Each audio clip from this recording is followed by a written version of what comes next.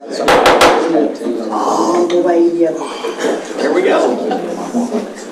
All right, good evening. We're going to call this workshop session of the Lewisville City Council to order. It is 6:30 p.m. and we do have a quorum. First up on the agenda tonight is discussion of the consent and regular agenda items. Councilmember Tipton, I have you for the invocation tonight. Oh, boy. And Councilmember Green, I have you for the flags. Yep. We have two proclamations. And then we are going to call out G9, but that will also be item D1. So I'm going to pop both of those open at the same time. So kind of follow along. I'm supposed to make that dance work properly. G9 and D1 and G9. So we open the public hearing. We'll be opening the public hearing. Then we'll be opening D1. I'm sorry, we're going to open the regular hearing. Then we're going to open the public hearing of item D1. And then we're going to go through the public hearing of D1 and close it. And then we'll go back to G9 and finish it out. The purpose is to make sure one presentation for both, and you can talk about all of them. So we don't, so we can't not, so that we don't open, close, and pass the public hearing and then try to figure out the other one. The reason it's listed that way is because public hearing, because it's zoning, and so you have to go through a public hearing, and the other one's not, so that's why it's listed separately. And Liz nodded when I said it that way, so I think I'm in good shape. So that's what we've got for G9. thank you for clarifying. But G9 is an ordinance for short-term rental units.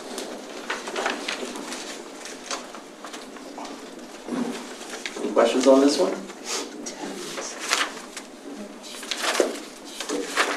Most of that's cleanup work on the language. And then D1, public hearing. Conditions, parking. And this is the separation by 1,000 feet, which I think was one of the options that we talked about.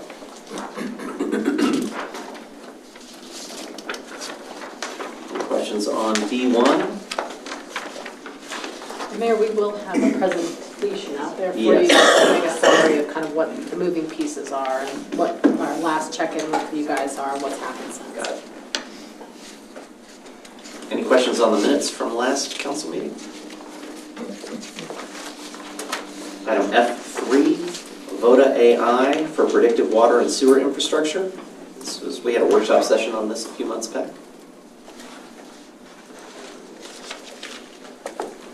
F4, bid awards for tree supply planting. That's a huge investment in our urban forest. Item 5, with Half Associates. This is easement acquisitions for the Denton County Levee Improvement District. Enable a trail.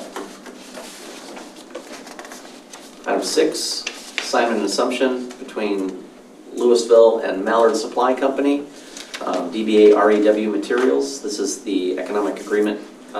REW was purchased and we need to transfer that economic agreement to the new entity. Item 7, resolution authorizing agreements for disbursement of grant funds. Are any of these being impacted by the shutdown? No, not right now.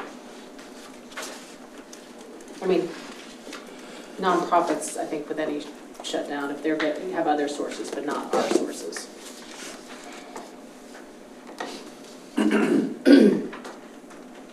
G8, alternative standards, exterior lighting for Vistera Sports outdoor courts. This is the pickleball facility that straddles Capel and Lewisville. It doesn't look like on the backup that it bleeds over, that there's any residential really close enough to that to bleed. Is there?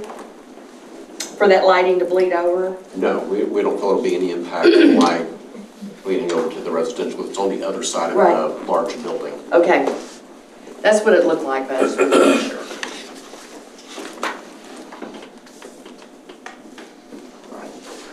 And item 9 will have already been voted on, but this is again the STR.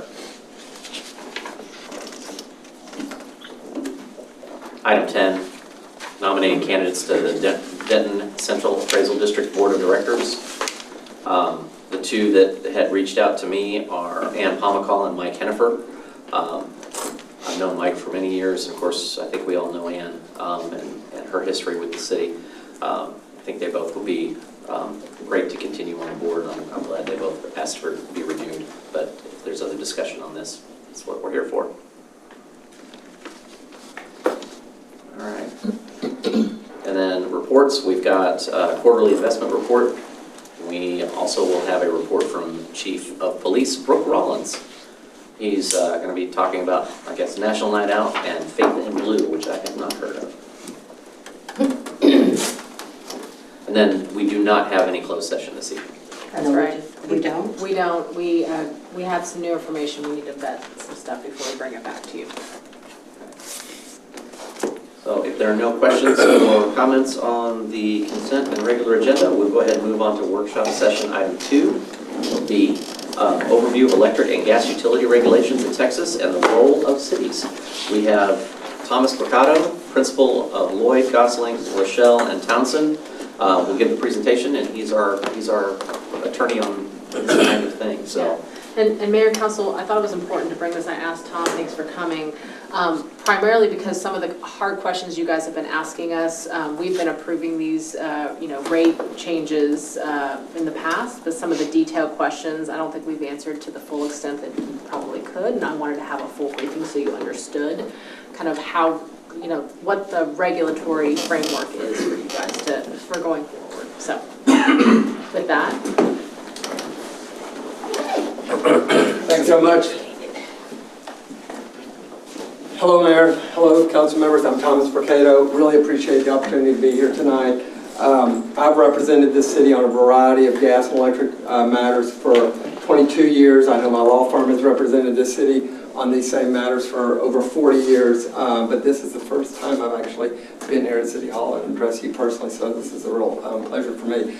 The topic tonight is, as you mentioned, to give you a little bit of background about electric and gas regulation in the state, and then spend the bulk of the time talking specifically about your role in that process. So I'll jump right in, but before I do, please feel free to interrupt, ask questions. I don't want to feel like I'm standing up here, lecturing you for 30 minutes.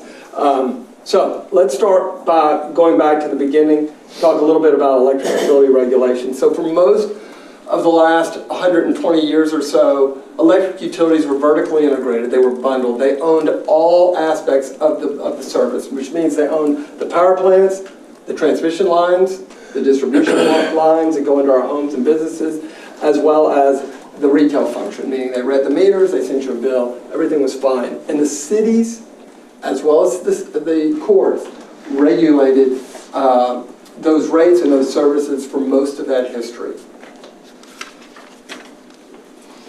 But then in 1975, the Texas legislature adopted a law, created the Public Utility Regulatory Act, or PURA, and established the Public Utility Commission of Texas.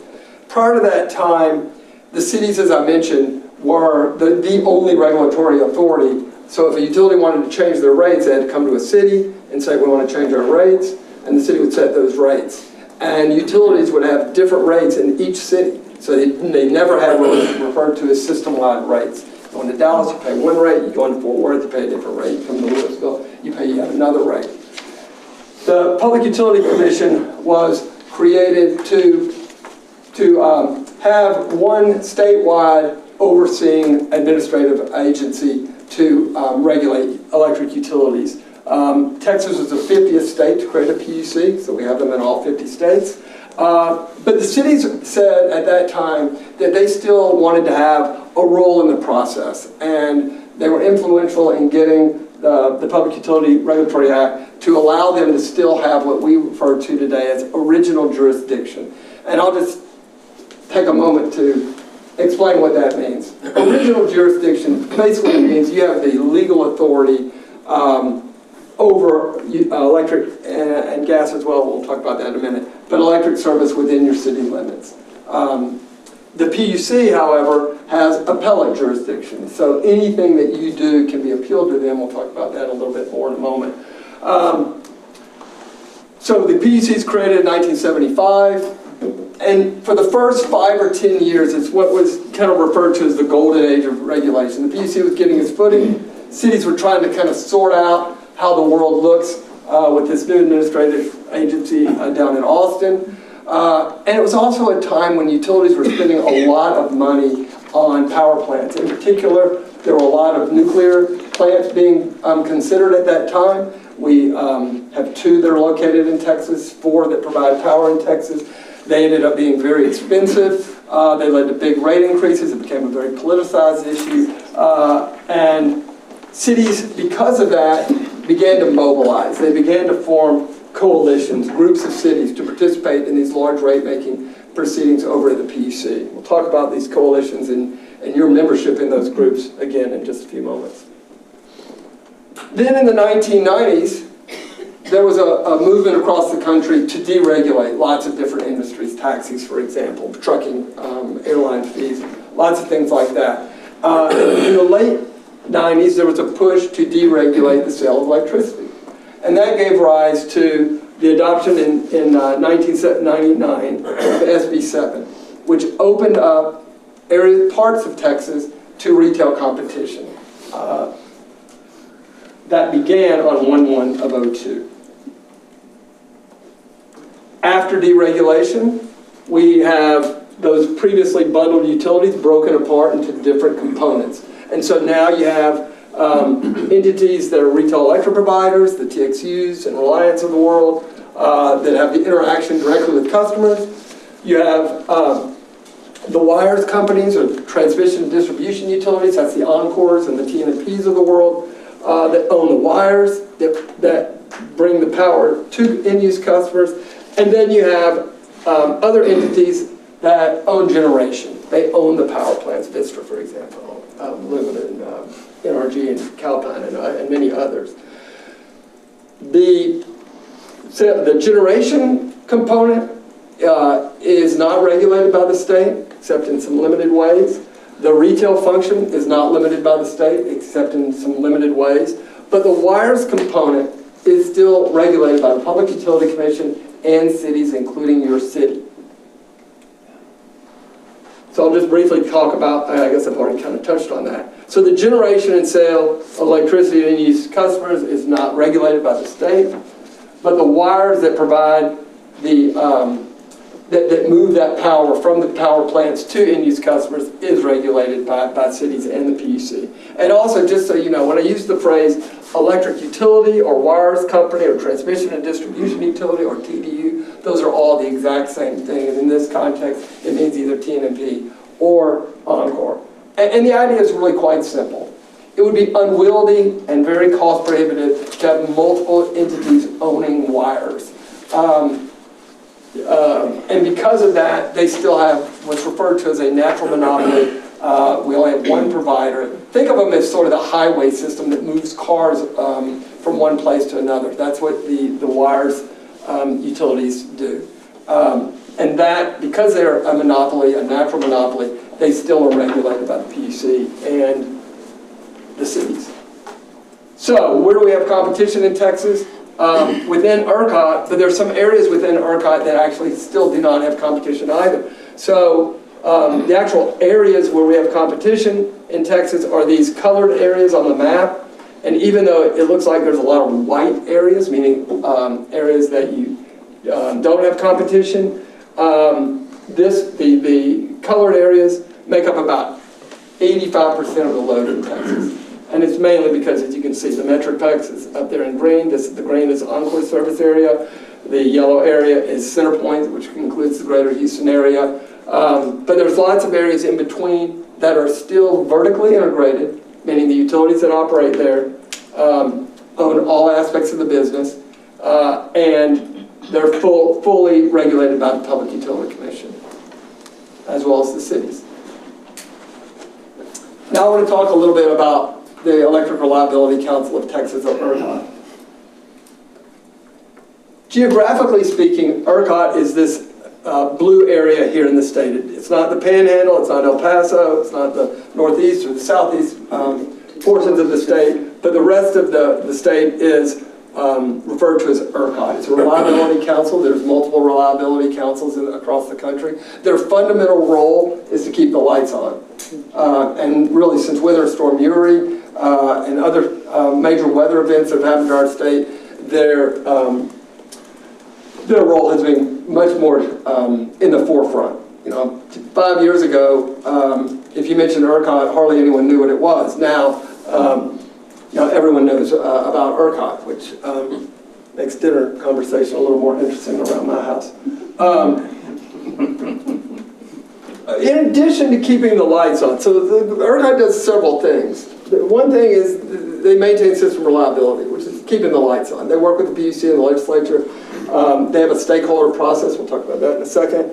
And they're really their primary purpose is to keep the lights on. They also facilitate the wholesale market. As I mentioned, power is bought and sold within ERCOT in a deregulated manner.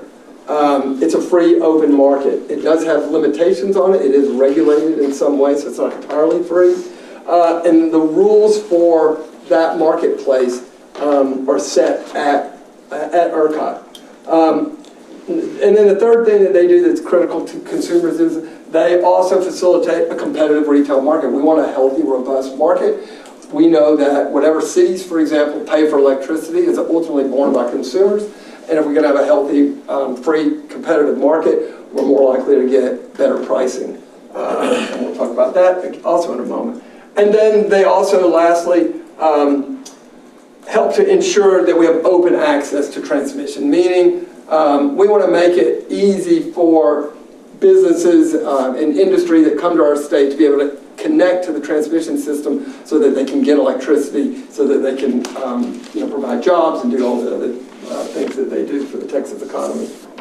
So I think I've kind of touched on this a little bit already, but why ERCOT is important, mainly for the reasons I've said. To make sure that the market works properly so we can get good pricing, to make sure that the players play by the rules and that there's no market abuse in that way, and perhaps most fundamentally to make sure that the lights stay on. So when cities ask me, or I really give this speech to when legislators ask me, why are cities involved at ERCOT? Why are cities involved at the PUC? Why are cities involved in the legislature? My answer is quite simple. It's twofold. We want reasonable prices for our citizens, for our businesses, for our industry, and for our own accounts, because again, we know taxpayers pick up the bill at the end of the day. And we want reliable service. We want the lights to be on when we flip the switch. So those are the two reasons. When your citizens want to know, if anyone ever asks, if y'all are asking yourself, why are we involved in some of these coalitions? Fundamentally speaking, it's for those two reasons. We want reasonable rates, and we want reliable service. It's also safe, of course. ERCOT is a stakeholder process, which means all the different interests come together, and they have representatives who serve on various committees where the rules of the marketplace are set.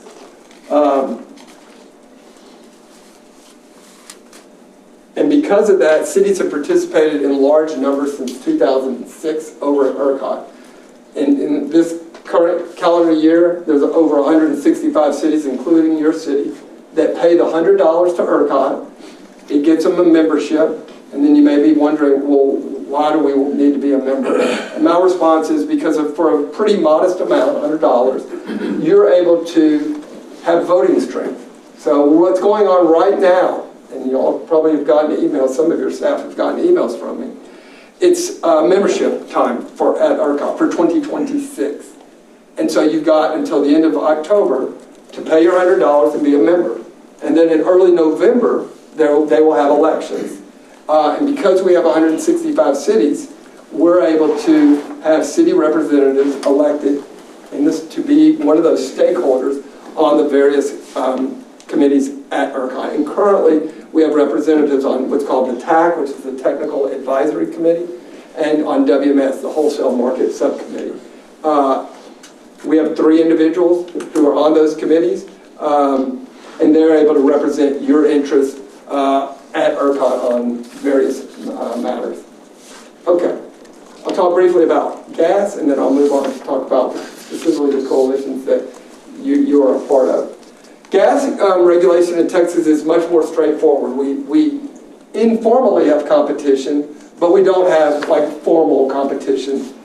Most service is done in a monopoly way.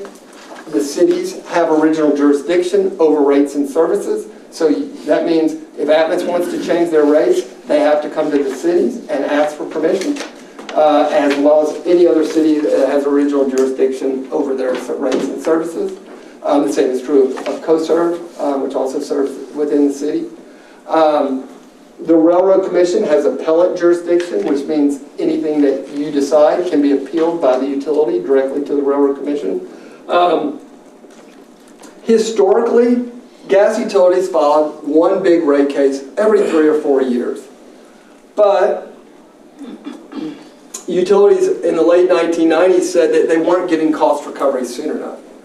Specifically, when Atmos, and briefly before them, a gas utility, Encore, not the same, acquired the old Lone Star Gas assets. So Lone Star Gas provided service in North Texas for many, many years. Many of you probably still remember them. They didn't maintain their system very well. There was a lot of unsafe pipe, aging pipe. And when Atmos took over those assets, they said to the legislature, we are going to have to replace a tremendous amount of pipe throughout our entire service area. We serve 436 cities. And this is going to cost a lot of money, and we don't want to be filing rate cases every 3 or 4 years. What can you do for us?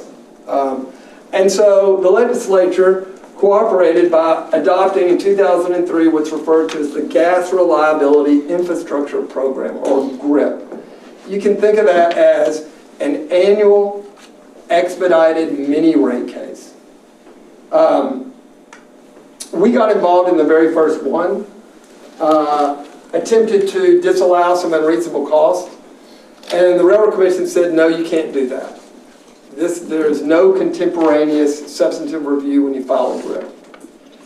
We challenged that. We took it to the Texas Supreme Court, a group of cities, and they lost. The Supreme Court said, no, in a GRIP filing, it's a we ask, we get. There's no contemporaneous substantive review.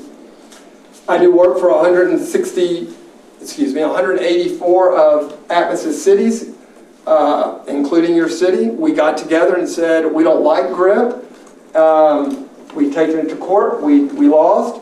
But we're not going to be satisfied. What can you do for us? And we worked out with them a process known as the RRM, the Rate Review Mechanism. It's a substitute to GRIP. In some ways, it's similar. It's similar in that every spring, every April, Atmos comes in and files a rate application. They file it with your city and all of the other ACSC cities, the cities that are in our coalition. It's annual, it's expedited, it's limited in the number of issues. It's also limited in the amount that they can ask for by percentage. Most notably, however, unlike GRIP, we have an opportunity to review their filing and recommend disallowing any unreasonable costs. And so for the last, what year is it, 2025? For the last 15 years, give or take a year or two, we've had these annual filings. Atmos files them, you receive them. We hire a consultant who conducts discovery, and then we issue a report, and then we have settlement negotiations. And each time in the last 15 or so years, we've been able to settle those cases. If we're not able to settle the cases, they could appeal that to the Railroad Commission. But that would be difficult for us because the Commission would be likely to just approve what they asked for, similar to the GRIP, and it probably would also mean the end of the RRM. Just to give you an example, this year, Atmos asked for a $245 million system-wide rate increase. That's very large, even by their standards. We were able to reduce that to $205 million. So we were able, through our negotiations, to reduce it by $40 million. Still a big increase.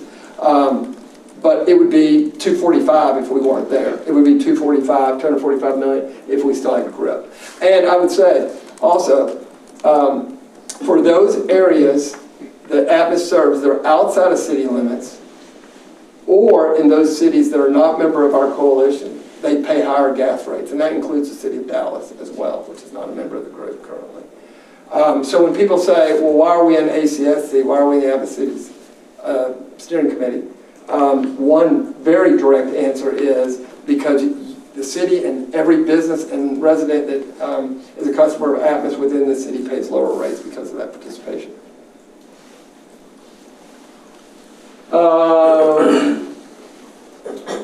There are other gas utilities in the state. Atmos, of course, is the one in this area. There's also CenterPoint, Texas Gas Service Company. Unlike electric utilities, gas utilities are bundled or vertically integrated. They own all aspects of the provision of gas service. There are some areas, I mentioned GRIP and ORM, but there are other areas that you don't have authority over, for example, energy efficiency programs. Just last legislative session, legislature said the Railroad Commission has jurisdiction over that, and the cities don't. Now I want to talk a little bit about the role of cities. We've talked about it a little bit thus far. As I've noted, cities are regulatory authorities with legal authority over rates and services within your community. You don't have jurisdiction, of course, over telephone, internet, cable, or other areas that have been exempted by the legislature. I've covered this already. You know, what we've seen has been a trend in the last 10 years where the utilities have gone to the legislature and said, we need this new piece of legislation. For example, we need something that's going to allow us to get more timely recovery of storm costs. And we don't want to mess with the cities. So we would like to make it where the PUC has original jurisdiction or exclusive jurisdiction over this particular matter. And the legislature has been willing to cooperate in those areas. The same was true on these, recently we had these, what's referred to as system resiliency plans. Also automated meters when they first came out 10 years ago were all pieces of legislation where the legislature said the PUC has exclusive jurisdiction. But the cities still have authority over distribution service on the electric side and really almost all service on the gas side. Mr. Cato, we're going to pause right here. Yep. I have to go in and we'll start up our regular meeting and then we'll pop back in and finish this up. Okay. You can stay. That's fine. Yeah. Thank you, sir. All right, we're going to go ahead and we're going to keep the workshop session open, but we're going to take a couple of minutes and start up the regular session. See you back here in a moment.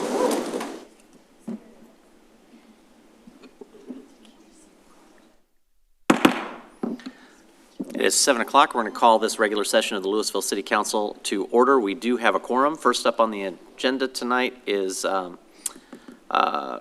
invocation with Councilmember Lonnie Tipton.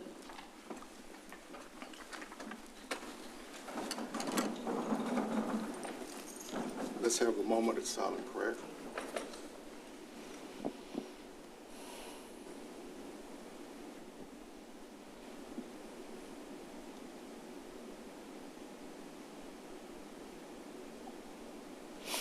Amen.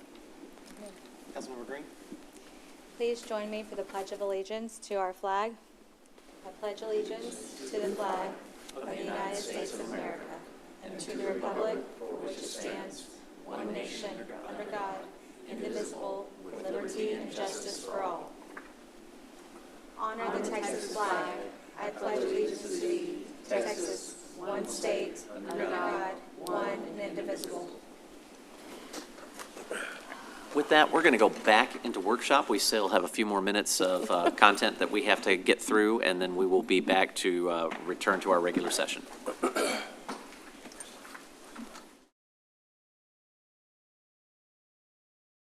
All set? So I'll just spend the rest of my time talking specifically about the organizations that the city is a member of. I talked a little bit about this already. So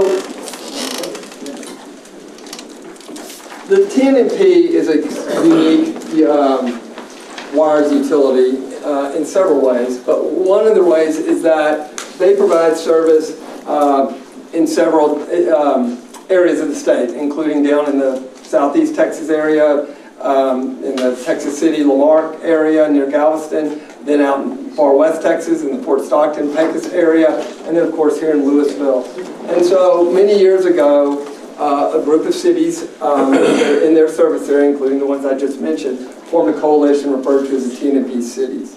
And we serve as counsel for that group. It's an ad hoc group, meaning it only really comes together when TNP makes a filing. So if TNP files a rate case or like any other types of proceedings, like energy efficiency cases that they file annually and other things of that nature, the cities come together, participate as a group, and get involved in those matters. Sometimes we engage a consultant or two, sometimes it's not necessary. One important thing that I should mention to you is when the Public Utility Regulatory Act was adopted in 1975, I mentioned earlier that cities still wanted to be part of the process. They still wanted to have jurisdiction. And something else was included that was in the statute that allows cities to be reimbursed for their reasonable expenses for participating in a rate-making proceeding. What does that mean? It means that when you engage attorneys such as myself or consultants, if it's a reimbursable matter, if it's a rate-making proceeding, then at the end of that case, we provide our invoices to the commission. They review them, and if they're approved, then the utility pays the cities, who then pay us for our services. So we don't send you a bill directly for reimbursable matters. So when the TNP files a rate case, we get involved, we represent the cities, we provide you with documents that you need, we engage consultants, and then we participate in settlement discussions or hearings, or if we have to go to the courts afterwards, we do that as well. And so why is that a good deal? It's a good deal because the cost of city participation is far less than the savings that we achieve for customers. If that weren't the case, I would stop what I was doing today. But it's never been the case. So that's how I guess the financial piece of it works with respect to TNP cities. There are lots of other things that TNP will file. For example, right now they have what's referred to as an STM, a sale transfer merger, because they're having new ownership. That is not a reimbursable matter. We are participating with some of the cities on a pretty modest budget, reviewing it, making sure that the merger, is within the public interest, and so we are participating in that case currently at the PUC. The second group I want to talk about is the Encore City Steering Committee, or OCSC. That's a group of 174 cities that are served by Encore. I know that they serve a small part of your city. That is a standing committee, meaning that group has officers. They have a standing budget. They get involved in non-reimbursable matters such as rulemakings and projects over at the PUC. They also participate over at the legislature as well as at ERCOT. And so y'all are a member of that organization as well. That group meets with Encore 4 times a year. We have Zoom calls or in-person meetings in Grand Prairie. It's an opportunity to meet face-to-face with them at least 4 times a year and talk about issues that are important to us. A similar organization is the Atmos City Steering Committee that I talked about a moment ago, 180 plus cities that are served by Atmos. Again, a standing committee that your city is a member of. We meet with Atmos 4 times a year, normally at the same time that we meet with Encore for OCSC.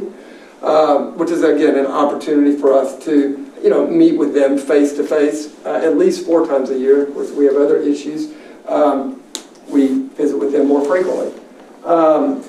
That group also gets involved in projects over at the Railroad Commission, although they don't really have lots of projects over there. But if there were a rulemaking or some other project, which does happen rarely, but it does happen, then we get involved. ACSC is also active in the legislature as well, along with OCSC.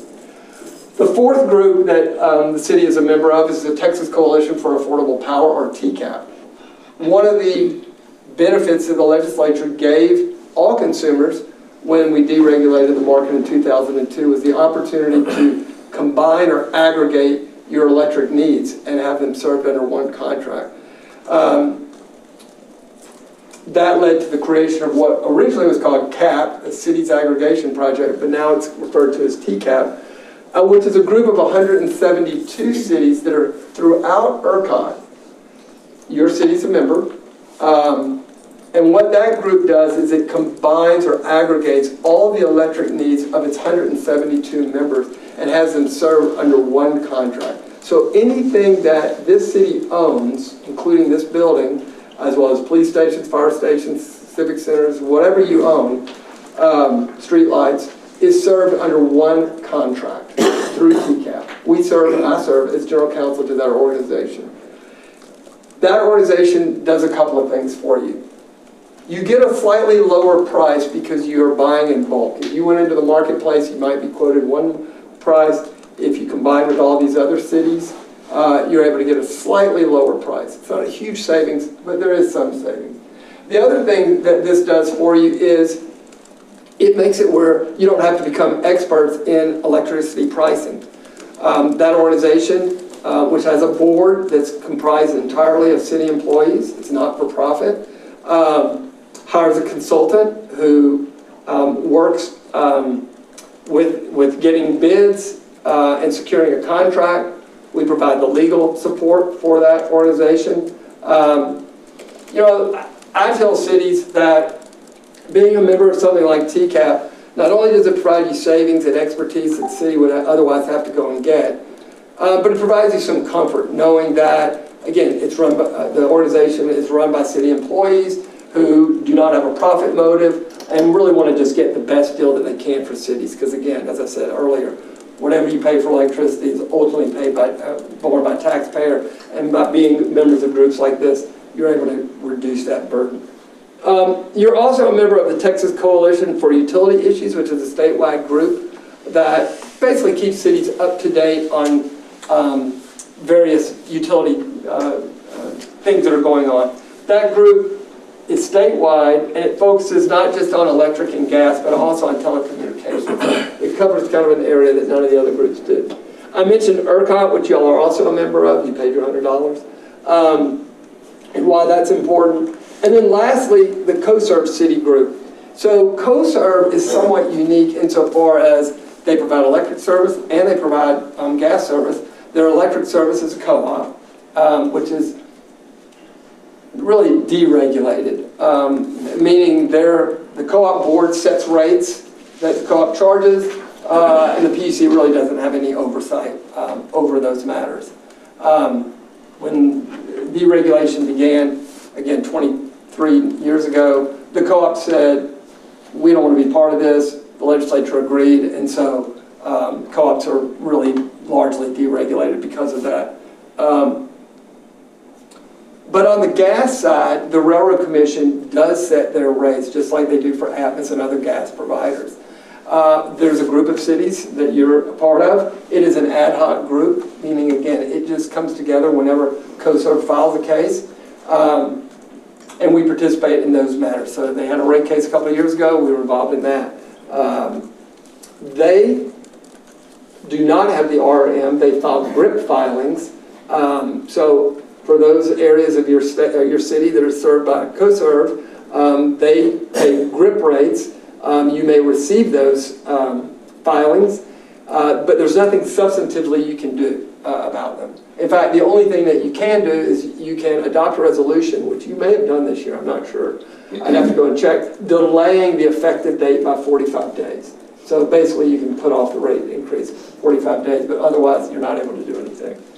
So those are the groups that the city is a part of and sort of what their purposes are and kind of how they operate. Covered all this already, I believe. And that as well. Yeah. So that concludes my presentation. Sorry I went over a bit. Happy to answer any questions about any of the things I've covered or other things that might be on your mind about these issues. hoping we could see like what the process is. Sure. So I skipped over these earlier because of concern over time. These actually focus on grip, however. So don't want to get bogged down in all the boxes. When Encore or TNFE file a full rate case, we'll start with the electric side. The PUC has 185 days to process the case. Your city has 125 days to process the case. Normally, you get 35 days to do something. And typically what we recommend is that you suspend the effective date. So under the law, when TNFE or Encore comes in, they make the filing, and then they have to establish when are the rates going into effect. And it can be no less than 35 days. Most of them set it at 35 days. The law allows you to suspend it at an additional 90 days, giving you a total of 125 days to take some type of final action. So typically, when a case is filed, we send out an email blast saying we're going to be involved on behalf of the coalition. You, of course, always have the ability to say, I don't want to be a part of it, if you chose to do so. We provide you with resolutions and say, please schedule this to take action to suspend within that 35-day time frame. So we give you those resolutions, you take action, and you suspend the time for final action an additional 90 days. So then you have those 35 plus 90, it gives you 125 total days to take some type of final action. So we get close to the 125th day. You've got to do something. Normally, on around the 90th day, we provide you with documents that recommend one of three things. We could either say, we have reached a settlement, and here it is, and we'd like you to approve it. And if you do that, the matter is over. The PUC has no jurisdiction over us at all. It's done. The second thing we might be recommending to you is to set rates. The company wants to raise rates $50 million. We think that rates should be raised $10 million. Here's a resolution with tariffs, set those rates. We normally don't do that, however, because the utility can immediately appeal that to the PUC. Their review is referred to as de novo, which means they start fresh. They don't give deference to the actions that you took. And so we normally don't recommend that. And then the third thing that we would recommend, and this is really what's most common, is that we say, deny the rates. We've evaluated them. We believe the request is not reasonable. Deny it. They will appeal it. And just so you're clear, appealing it means one sheet of paper that says, yesterday the city of Lewisville, denied our rate application. We are appealing that, and we want to consolidate it with the case that's going on over at the PUC and merge together. That's typically what we would recommend. And so we'll provide you with model staff reports, resolutions, so that you can take that final action. The same is true on the gas side. Same exact process. You have 185 days, or the Railroad Commission has 185 days to process the case. The effective date can be no less than 35 days. You have to take some action within that 35 days, because if you don't, the rate increase is deemed approved. So if they're asking for $50 million and you forget to do something in 35 days, they can implement your share of that rate increase automatically. Now, practically speaking, if that ever happened, because you have original jurisdiction and legal authority, we would immediately initiate what's called a show cause, because they're a regulated entity, their rates can be neither too low nor too high. If they're too low, they'll seek a rate increase. If they're too high, however, cities have the ability to bring a utility in and lower their rates. It doesn't happen that often, but we've done that from time to time in the past. And if for some reason you didn't take action in those first 35 days and they implemented the full rate increase, they know that we would immediately bring them in to lower them immediately. Fortunately, that rarely happens. Fortunately, cities normally take some action within that first 35 days. And as I said, normally what we encourage you to do is to suspend, which gives us additional time to review the filing. In the first 35 days, we're still looking at it, conducting discovery, so we really don't know what the recommendation is going to be. Some cities ask me, well, why don't we just deny in the first 35 days, be done with this? My answer to that is because of what I said earlier, which is if we reach a settlement in that first 125 days, then we don't have to worry about the PUC or the Railroad Commission busting up that agreement in some way because they don't have authority over us.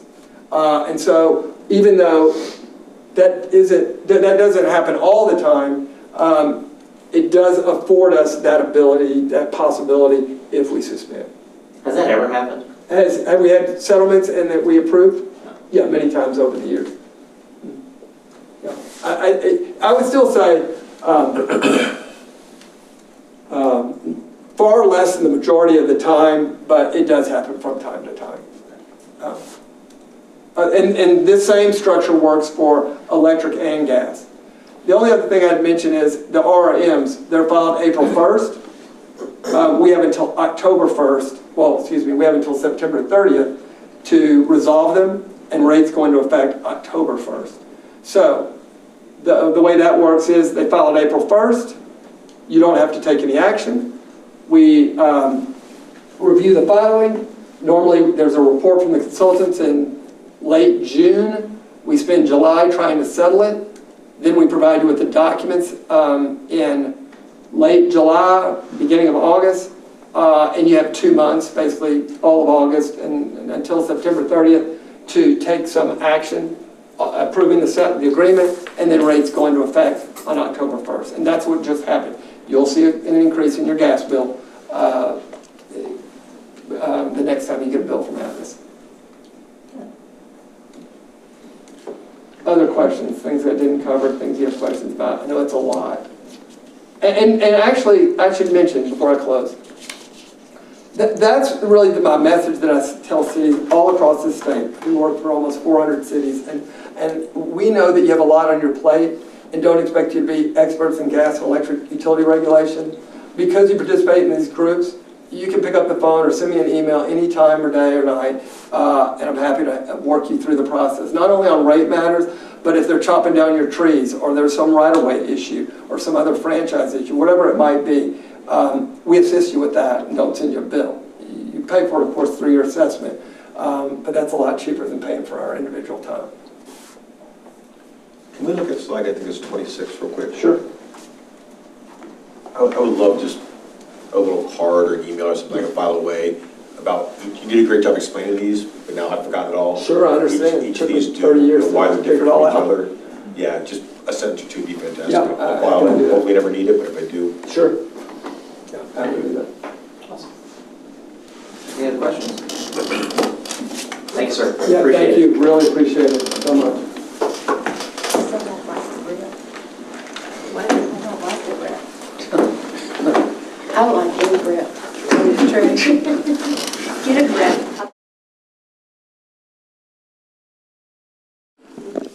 All right, we've got a couple of quick proclamations to do. And T-Ron, are you here, my friend? Why don't you come on up, my friend?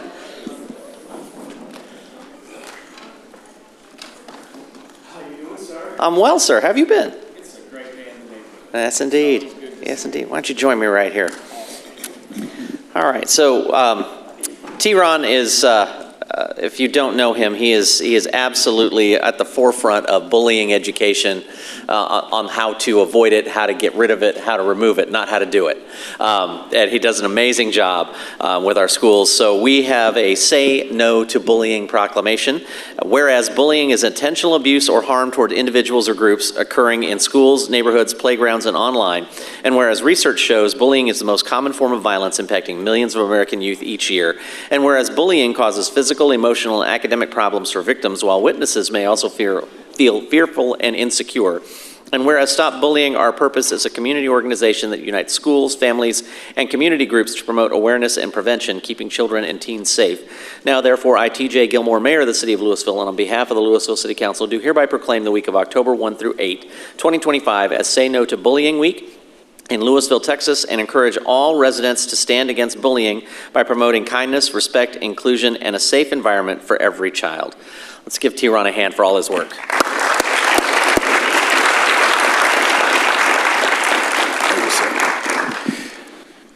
Well, the wife gave me 90 seconds to speak, so I'm going to listen to the wife even though she's not here. City of Lewisville, man, I love it. I love you guys. Thank you for your support. I think the most important thing is us as adults is to listen to our children's cries, listen to when they say they need help, and be there for them. But I'm only just one person. Thank you, City of Lewisville, for backing me and showing me how much you are with me as we take a stand against bullying.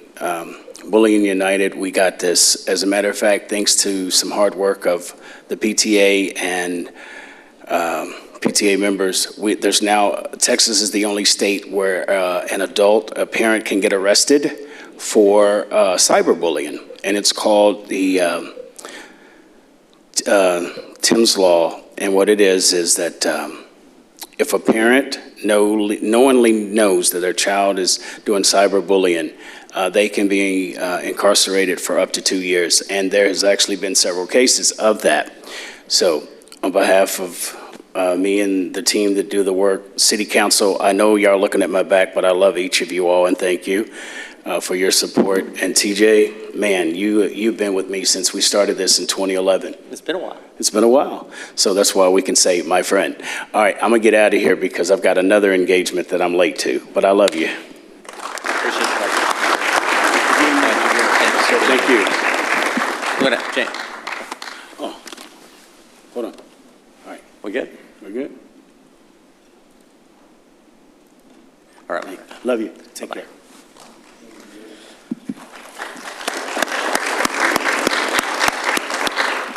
All right, and then, where's my plannings? Where's my planning department? Come on.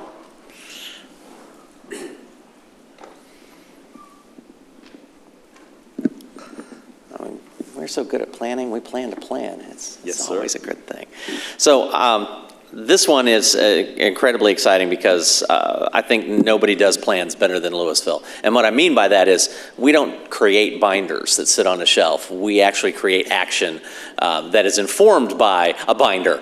And so being able to go back to those documents, being able to hand that mission forward as we bring in new employees, as we bring in new residents, it's important that we have those plans and those keepers of those documents to be able to keep us moving over the decades. And so with that, I recommend anybody, if you don't know the role of a planner or how they work, you need to find a time to get them a coffee and learn how they go about doing what they do, because it's vitally important to the long-term success of cities.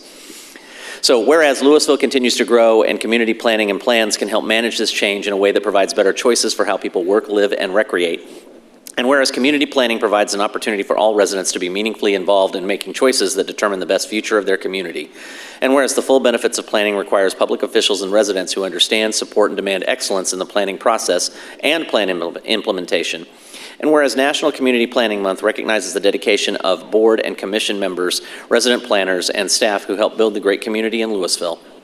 Now, therefore, I, T.J. Gilmore, Mayor of the City of Lewisville, and on behalf of the Lewisville City Council, do hereby proclaim the month of October 2025 as Community Planning Month in Lewisville, Texas, in conjunction with the celebration of National Community Planning Month endorsed by the American Planning Association. Let's give our planning department a big hand.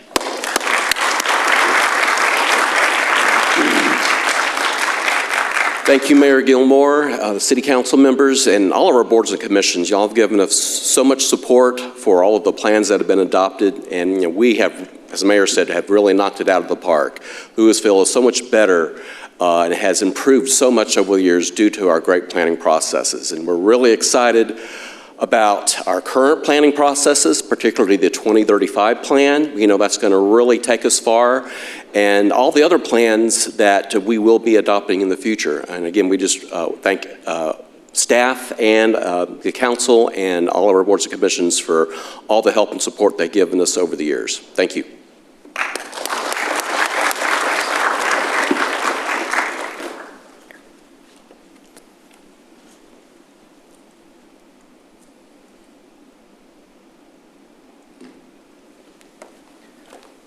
And if you're curious about what those look like, there is a whole section of the website that is just dedicated to the municipal plans. So you can go in there and you can see exactly what the city's doing, and you can see every department and their master plans, and you can help hold everybody accountable to that because it's a live, living document. So hop onto the city website, just type in plans, and then spend a few hours.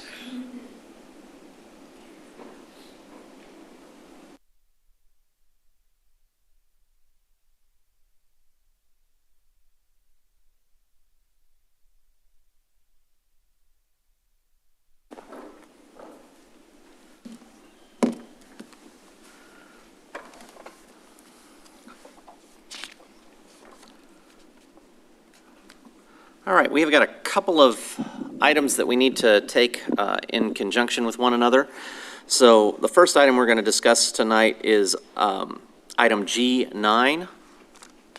We're going to go ahead and open the regular hearing on item G9. So that is consideration of an ordinance of the Lewisville City Council amending the Lewisville City Code by amending Division 4 short-term rental units of Article 6, Chapter 4 to increase the maximum number of STR units permits that may be active at any given time, require compliance with the distance and density regulations set forth in the Unified Development Code for the issuance of an STR unit permit, correct an internal reference and clarify definitions and inspection and occupancy standards, and provide for a savings clause, repealer, severability, a penalty, and an effective date. On January 8th, 2024, the City Council adopted an ordinance to regulate short-term rentals that took effect on July 8th, 2024. On February 19th, 2024, a temporary prohibition on new STRs was adopted and placed in the Unified Development Code, while the permitting program was developed and more research could be conducted. Since then, staff has conducted community outreach to evaluate next steps for the STR permitting program. On March 3rd, 2025, the City of Lewisville set a maximum of active STR permits to 130 units, and staff continued outreach about the density of STRs in Lewisville. Staff is proposing additional amendments to the existing ordinance in Article 4 based on the community outreach results and evaluating other city programs. And it's recommended that the City Council approve the ordinance. Now, I also need to open the public hearing on item D1. So this is a public hearing that we are opening, consideration of an ordinance of the Lewisville City Council amending Volume 2 of the Lewisville City Code, known as the Unified Development Code, by amending Section 2.2.1 definitions to add a definition of short-term rental unit, amending Article 7 uses, parking requirements, supplemental use regulations, and certain distance regulations to amend the heading of Article 7 to uses, parking requirements, supplemental use regulations, and certain distance and density regulations, and the heading of Chapter 7.4 to certain distance and density regulations to add a new Section 7.43 establishing distance and density location regulations for short-term rental units, and to repeal and delete Section 7.2.1.5, interim prohibition on short-term rentals of dwelling units, and providing for a savings clause, repealer, severability, a penalty, and an effective date. The proposed revisions to the Unified Development Code require a separation of 1,000 feet between short-term rental units and single-family homes or duplexes, limits the number of STRs in multifamily dwelling to no more than the greater of 3% or 2 units, retitles applicable chapters and articles for consistency with the proposed regulations, adds a definition of STRs, and removes the temporary prohibition. Planning and Zoning Commission recommended approval 6-1 on July 15th, 2025, and it's the recommendation that the City Council approves the ordinance as set forth in the caption above. So Richard Lutke has a presentation to make, and we do have an open public hearing. Thank you, Mayor Gilmore. Just want to give you a very brief overview of our previous discussions regarding STRs and an overview of the proposed ordinance amendments before you tonight. So very quickly, not sure if this is, there it is on the screen. We have a really quick timeline here. As you can see, in January 2020 is when we've had our first workshop discussing STRs in Lewisville. Then in 2023, there was another workshop on the impact of STRs in Lewisville. And then as we forward on to 2024, in January, the council approved an ordinance requiring a permitting process and hotel occupancy tax remittance. The following month in February, the council approved a one-year interim prohibition on new STRs. Then in July of that year, the permitting ordinance took effect. Then earlier this year in 2025, in February, during the council retreat, we had another discussion about additional changes to STRs. And that same month is when a community survey opened. The next month in March, the council adopted a limit of 130 active STR permits across the city. That same month, the community survey closed. In April of 25, we had an additional open house event and a follow-up survey regarding density. And then on April 21st, the council held another workshop to discuss the further regulation changes. So at that workshop, council gave staff the direction to proceed with density regulations. That included a range of 1 to 3% for multifamily and a 1,000-foot distance requirement for single-family units. Limiting the total number of active STR permits was discussed, but there was no clear resolution on that. Without a limitation, it is estimated we have a maximum of about 841 potential STR units across the entirety of the city. The ordinance before you tonight, I believe, has a limitation of 150. There was also no resolution on whether multifamily STRs will count towards that limitation. The ordinance before you tonight has multifamily units counting towards that potential cap. Regardless of what is decided tonight, the staff will continue to monitor the trends related to STRs over time and reevaluate as needed. This is an updated map that shows the current state of STRs within the city of Lewisville. There's currently a total of 135 STRs identified. 12 of those have not been permitted or in the enforcement process. 9 permits are in process. 114 have already been permitted and issued. So therefore, we have about 123 combined number of active permits and applications that are in process. As you can see, they are also color-coded on this map and fairly well scattered across the city. So as far as the updates to the Unified Development Code, the first one is adopting that 100-foot minimum distance between single-family STRs. 1,000. 1,000, thank you.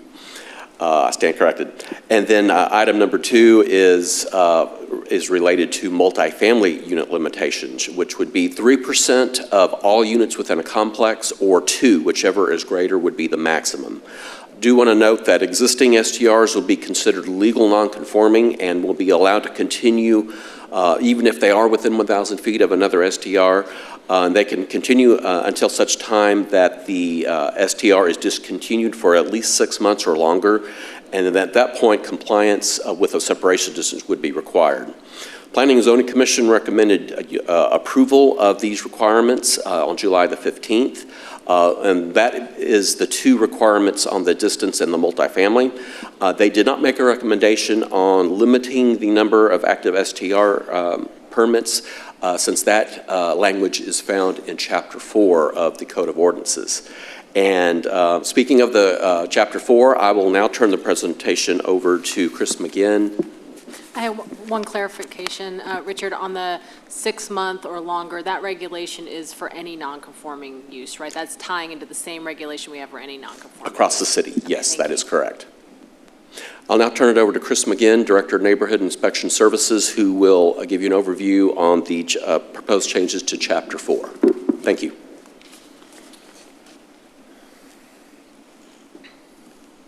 Okay, so for discussion of Lewisville City Code Chapter 4, that deals mainly with the permitting of short-term rentals.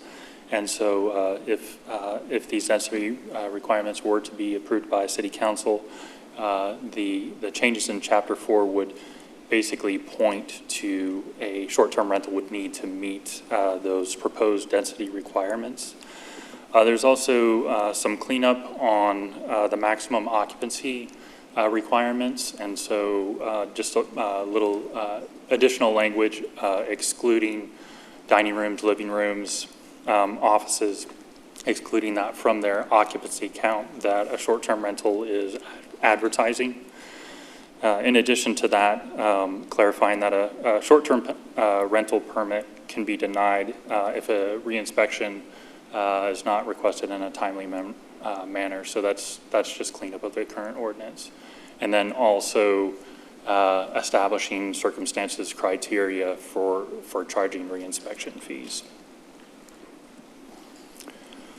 The ordinance being brought forward for City Council is not only a cleanup of this language, but also to bring forward the ordinance to limit an active number of short-term rental permits to be issued during the year from 130 to 150 short-term rental units, including the multifamily short-term rental units, counting towards that number of total short-term rental permits. So as Richard had mentioned earlier, we currently have 123 applications and permits now.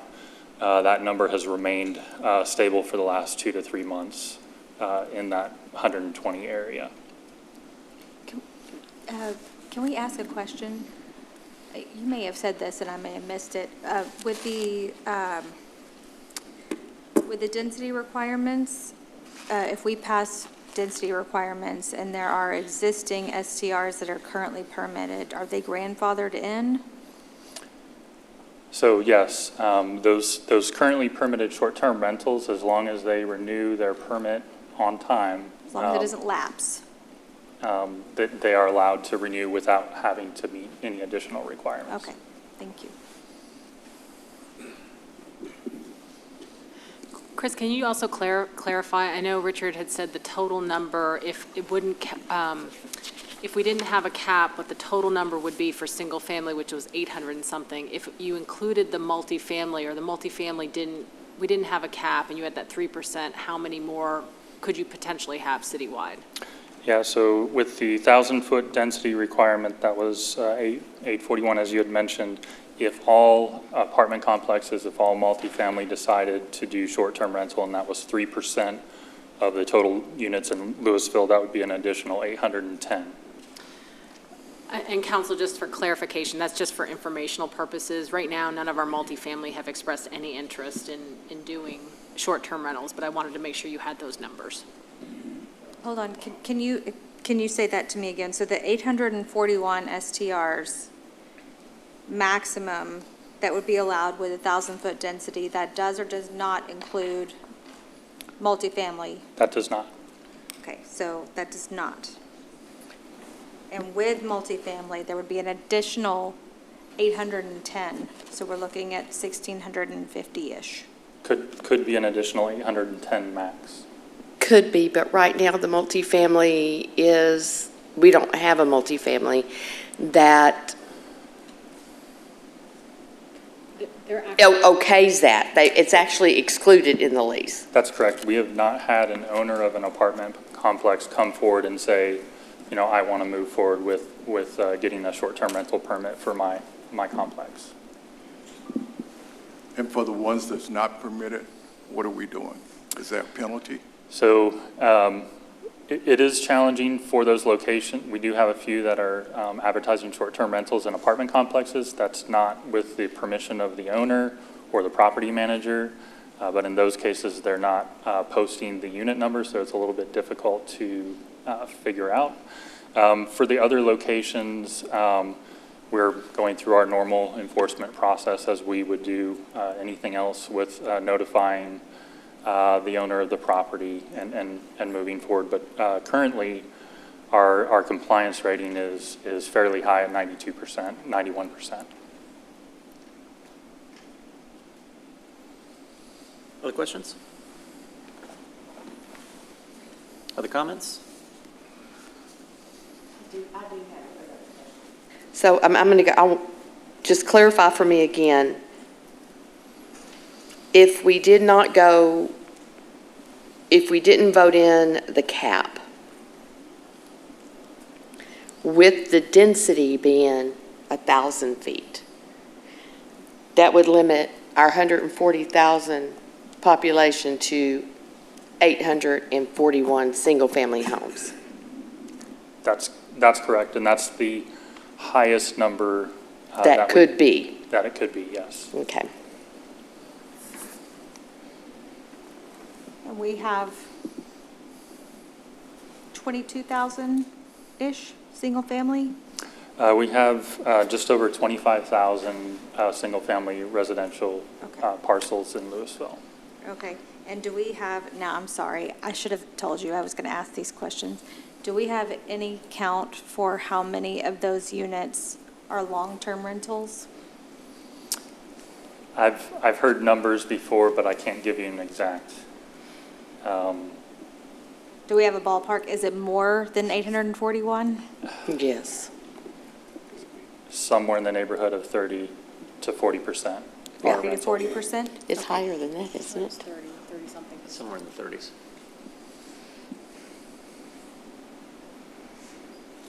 And of course, we have large swaths of homes that have HOA covenants that don't allow either type of rental. Right. Yeah, I'm going to lean into that, though, is that I've been unpleasantly surprised by the lack of enforcement by HOAs. We have by way of example, I used this before, we do not allow duplexes inside of Castle Hills. We have a resident who has made a duplex out of their house. HOA hasn't done anything about it. We've talked with city multiple times, and it's just sticky to get, and I understand why it's sticky. You can stick a door between the two and say it's no longer a duplex. It's a duplex. If you look at it, you can see it's a duplex. So I'm discounting heavily what HOAs may or may not do, and I'm putting that aside as a nice to have and view this as a layered approach.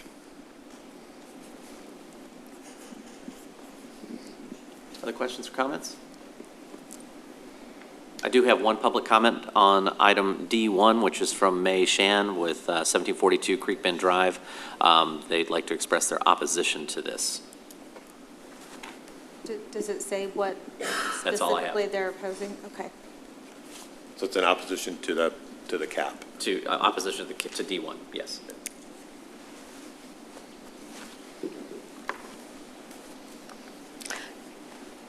So I do have something I want to give everybody else some space to talk. They usually jump right in, and I'm going to try to give space Well, here can I first. ask really quick? Sure, please. How is this going to work? How are we going to do this? So what will happen is that we'll need to close the public hearing, and then we'll make a motion on this particular piece, which is D1, at which point that motion will move, and then we'll go ahead and have a motion and vote on G9, because there's no public hearing on G9. In D1 is the density, G9 is the cap. Yes. So is there anybody here to speak? Yeah. So I do have one, two on G9. So May Shan, again, 1742 Creek Bend Drive, is in support of the G9 item. And then I have a comment from Mr. Jeff Woods, 1001 Forest Park Drive, in support of both. So for clarity, Mayor, I want to make sure I understand the first person you named, I missed that name. What was that name again? So the May Shan Okay. was in opposition to D1, which is the revisions of the code for the 1,000-foot between short-term rentals and the 3% on multifamily. Okay, but in support But in support a cap of 150. the greater cap. Okay, okay, thank you. So Really? I actually prepared something here, and I'm just going to read it one time, although it's going to apply to both of these items. So buying a home is the most significant investment a lot of people make in their life. It's a commitment to a neighborhood, a school district, and a community. Families choose to live in Lewisville because of the stability and predictability single-family zoning provides. That promise is at the heart of our discussion tonight. Short-term rentals are often defended on the basis of property rights, but this conversation is all about zoning. And zoning is about limiting what somebody can do with a property. So it exists to ensure that Lewisville grows in a way that allows residents and businesses to thrive together. Without it, we lose our balance and we make the city less livable. Single-family zoning implies permanence and community, not transient occupancy. STRs introduce a revolving door of visitors, fundamentally changing the fabric of neighborhoods designed for stability. When homes become hotels, neighbors become strangers. Trust erodes, and the sense of safety and belonging that drew families together begins to disappear. We also need to recognize that once STRs are established, it's impossible to unring the bell. I'm going to say right now, I'm not going to try to unring the bell. If we pass this, I'm not going to go back and try to do a taking. So that's why I'm pushing so hard for very, very conservative numbers here. Acting conservatively is not anti-business, it's pro-community. It's about protecting the integrity of our neighborhoods before irreversible changes take place. But let's move our attention to focus on the social impact, from the social impact to fiscal impact. Affordable housing is a priority for this council, we've said so many times.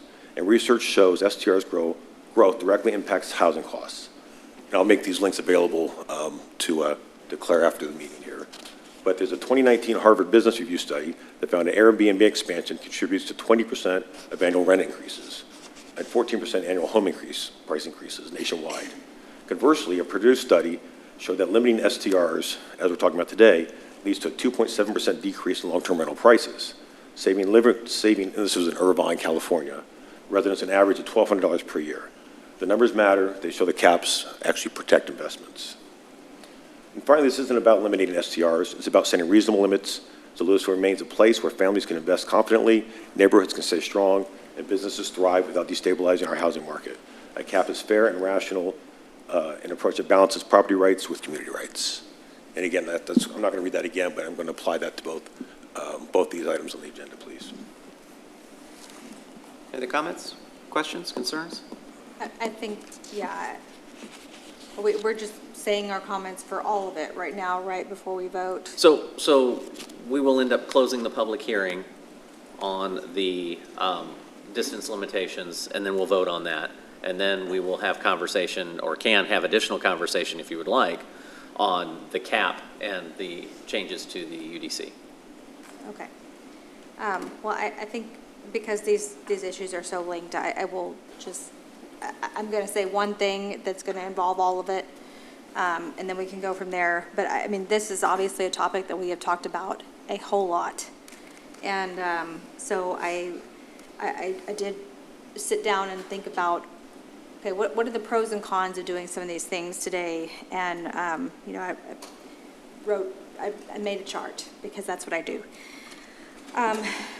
You know, ultimately, I do feel like the STRs are an affordable housing tool, that they are something that residents can use as a tool to help combat the rising costs of their home.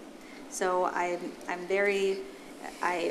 that is a reality for people who live in Lewisville, and they need that option.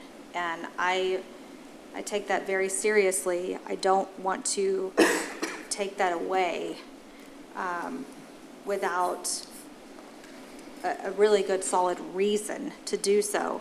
I do understand that STRs bring more transient traffic into our neighborhoods, and I do understand that there are disruptions to those neighborhoods with noise and trash and traffic, parking. I do feel like we have written a good STR ordinance that addresses those issues, and that gives us a way to essentially penalize those owners for not properly managing their STR and it being a burden on their neighbors.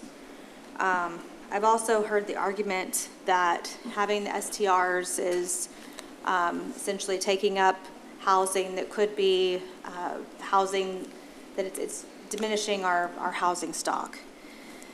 And I, you know, with all of this said, when I look at the number of units that are an STR in this city, and then a number of units that are long-term rentals, it's just, I really don't understand why we're putting so much emphasis on these issues being caused by STRs. And I know we're not talking about long-term rentals, but it's really hard for me in my mind to justify putting such a limitation on something just because it's a short-term rental versus a long-term rental.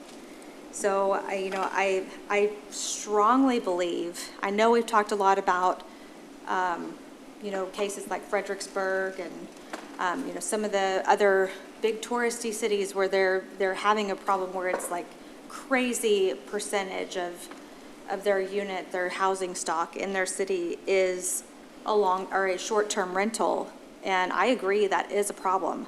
I just don't believe that that's what Lewisville is. We are not a tourist destination city. I truly believe that the number of STRs that can be supported, the market will dictate that. And I think it's going to be way less than 841 units. Just given the number of applications and active units that we have in the city right now, I don't think that that's being limited by a cap that we have on it right now. And I also want to go back for a second to talk about when we implemented that cap and the reason that we did that cap, and it's written right here in the memo, and it says, a temporary prohibition on new STRs was adopted and placed in the UDC while the permitting program was developed and more research could be conducted. I was supportive of that cap at the time because we did not have density regulation in place, and we wanted to prevent having, you know, a specific street or neighborhood getting kind of inundated with STRs, because that's certainly not what we want either. So I am supportive of the 1,000-foot density requirement. I think it's there. It still allows, and we also are grandfathering ones that may already have that. I think that that allows a fair amount of STRs. It's a balance. But what I think it's very disingenuous for us to adopt a density requirement that would allow 841 units in the city and then put a cap of 150. 841 units is just over 3% of our entire single-family stock, when we have 30% of that stock also being long-term rental. It's such a small percentage. I'm not even concerned about it. I don't think that the cap is appropriate anymore. It was a stopgap, and I think we're done with that now. And with that, I'll yield the floor. Other comments? Yes. I said all along, where is she? That our problem wasn't necessarily the STR concept, that it was a density issue when we had 3 STRs on one very short street. The data that we have does not support 150 cap. We don't have the type of problems that a lot of people have. We have those problems when there's high density. But with the UDC in that ordinance, in getting the density regulations in place, that takes care of that. When we looked at, and Kristen, you're correct, I was led to believe that if we supported this cap, it was a stopgap until we got the density regulations in place, so that we did not have somebody coming in and buying up, 5 houses on a street and then skipping 2 streets and buying 6, having neighborhoods inundated. This density clause takes care of that. And I'm with you in the disingenuous part of it. So I support wholeheartedly. I don't think we would have even had this issue. This wouldn't even be before us if we had a density clause to begin with. This would have taken care of all of those issues. With the density clause, I see no need, and I think it's overreaching to put a cap at 150.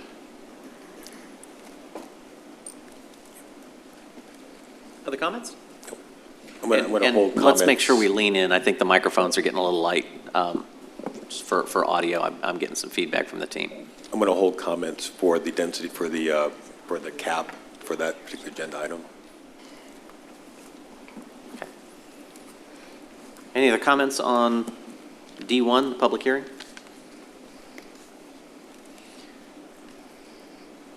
If there are no more comments or concerns or questions, I'll entertain a motion to close the public hearing.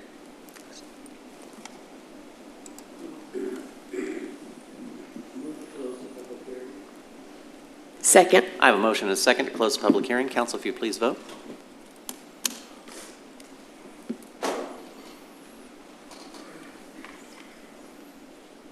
All right, motion passes 6-0. So at this point, we need a motion on what we want regarding D1. Wait, So- hold on. I'd like to speak to D1. Okay, so we're just going to We close the public hearing. Then we go D1. Then we come have, back we to close, this. yeah, Okay. D1 is closed, so there's no more, I'm Confusing. sorry, Okay. G9 Because is it's what a I public wanted to speak hearing. to. My mistake, yes. Yeah. Okay. So now that D1 is closed, we now need to have a motion and a vote on what D1 is asking us to do. So right now, as formulated, it's 1,000 foot and 2 units or 3%, whichever is less. A motion to approve the ordinance set forth in the caption. Second. I have a motion and a second. All those in favor? Are we clear on what we're voting for? This is for, hold on. This is for the density clause. This is the density clause on both The multifamily single units. and multifamily. Okay. This is not the cap. This is not the cap. Okay. So I have a motion and a second on that, as presented, so it's what's in the packet. Council, if you please vote. All right, why am I not seeing anything here? All right, Oh, I was don't that- know. Did that go 6-0? Okay, thank you. Now, next up is a motion or a vote on item G, and a vote on item G9. G9 is the cap. We can have continued discussion. Yeah, I'm gonna- And this is for the 150 cap. This is for the cap. okay. It can be whatever you want it to be or nothing. Yeah. And we've already had the public comment. There's nobody to speak on this item, is that right? No additional public comment on this. Okay. So I'm going to lean a little bit here on the cap here. So I strongly support the cap, very much so. I understand there's misunderstandings around what that cap was when we did this a year ago. My understanding, even leaving that meeting, I was very clear that I wasn't going to be held to that. That was a point in time to study the situation. That doesn't mean we'd never have a cap again. That was never my understanding. So I know that we came out of that meeting with different understandings, but that was not a once and done, we shall never have a cap coming out of that meeting. That was not my understanding of that. So I don't find it disingenuous at all. I think it served its purpose, which is to study it more, and we did that, and now we're back to make decisions about that. I do think that it's interesting that we're having this discussion right before National Night Out, which National Night Out is all about having neighborhoods get together and reinforcing community fabric, which STRs do not do for us. I am supportive of a cap for 150. It may seem, and I understand the concern that we've got a distance regulation that we just approved, but if you're one of the houses next to an STR that's problematic, it doesn't matter how far the next one is from you. I invested in my house. I want that house to stay a good investment. I want to be able to enjoy my house, and I think all of our city of Lewisville should have that same privilege. I've cited the studies already, what STRs do with property values. I understand the thought process that it can help make a house more affordable, but the studies show that overall, it's incongruent with depressing pricing for houses or keeping housing affordable, and that's a priority of this council. So therefore, I am strongly opposed, I strongly support of a cap of 150. Comments, questions? Yeah, I'm probably on the same wavelength. I'm supportive of the cap. Question is, what about the other 4 items as part of that? So. Yeah, so if we vote on this, the language that's laid out here would be to increase the number of STR unit permits that may be activated in a given time, and that number is in the supplemental, which would be the 150 we're talking about, but it's not actually in the language here. It's in the support material. Require compliance with the distance and density regulations set forth in the UDC for the issuance of an STR unit permit, which is what we just approved. So this allows that to link up with what we just approved on density. And then clarify definitions and inspection and occupancy standards, that's cleanup. And then finally, the savings clause repeal or all the boilerplate. Okay. So I haven't heard any commentary regarding any of the other pieces of this. So really the question on what this might look like sounds like it's revolving around whether we have a cap or not, and then what that number might be. To that end, I think that's a good point, though. If we decide not to do a cap, the other stuff is important in this ordinance, Yes. so just. Yeah, the other stuff. That was the point. Yeah, the other stuff needs to be, because that's what implements what we just approved, which was the distance.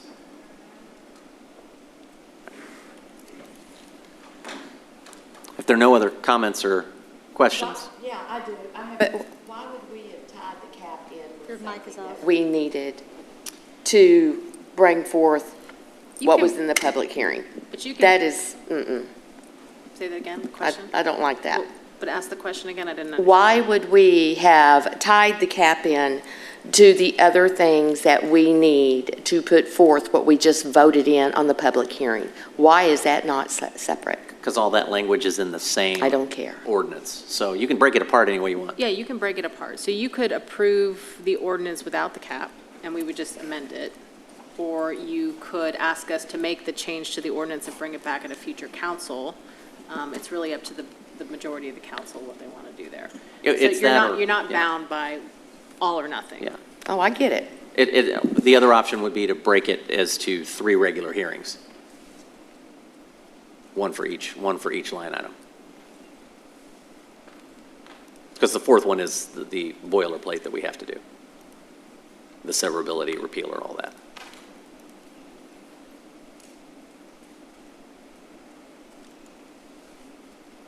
If there's no other questions or comments, I'll entertain a motion. Lean into that mic. Motion to approve the ordinance as set forth in the caption. I second it. All right, we have a motion and a second, so just so we're clear, this is the enablement of a 150-unit cap. This is compliance with our distance and density regulations that we just approved. And this is to clarify definitions, which were all part of what we just approved as well. And finally, providing for a savings clause repeal or severability of penalty and an effective date.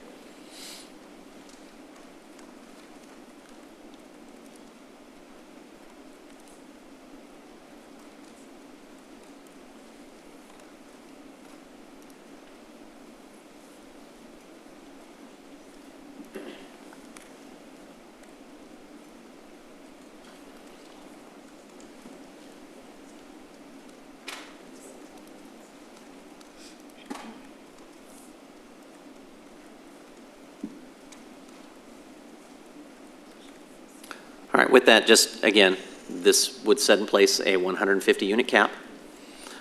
It would also clarify the distance, or codify the distance and density regulations. It would also clarify definitions for inspection and occupancy to align with what we just approved. And then it will provide for the savings clause repeal or severability and penalty and an effective date. I have a motion and a second. That is what we're voting on. If you are in favor, then you would be in favor of putting in the cap. If you were opposed, then you were not in favor of putting in the cap. All right, so everyone, if you would please vote.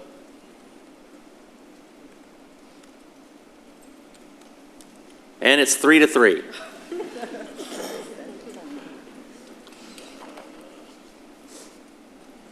And can I don't, no, the motion didn't fail.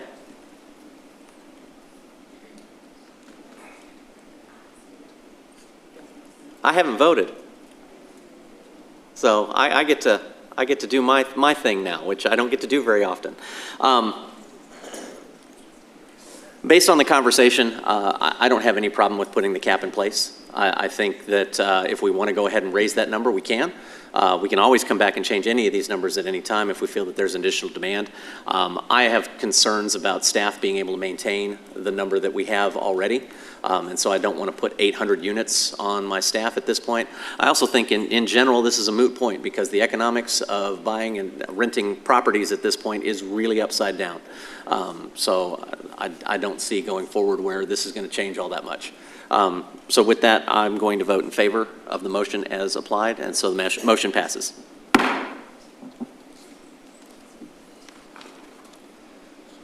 All right. Next on the agenda, item E, Visitors Forum. Speakers must address their comments to the mayor rather than the individual council members or staff. Speakers should speak clearly and state their name and address prior to beginning their remarks. Speakers will be allowed 5 minutes for testimony. Speakers making personal, impertinent, profane, or slanderous remarks may be removed from the meeting. Unauthorized remarks from the audience, stamping of feet, whistles, yells, clapping, and similar demonstrations will not be permitted. In accordance with the Texas Open Meetings Act, the City Council is restricted from discussing or taking action on items not listed on the agenda. Action can only be taken at a future meeting. I do have a request for comment from Nathaniel Torson. Mr. Torson? And if you could please state your name and address for the record, sir. This is about the thing I was bringing up? Or? Yes, sir. This is your opportunity to speak regarding property values. Yeah, my name is Nathaniel Torson, and I live at 1428 Drake Lane, basically in that corner of Garden Ridge and 407, and that entire community back there.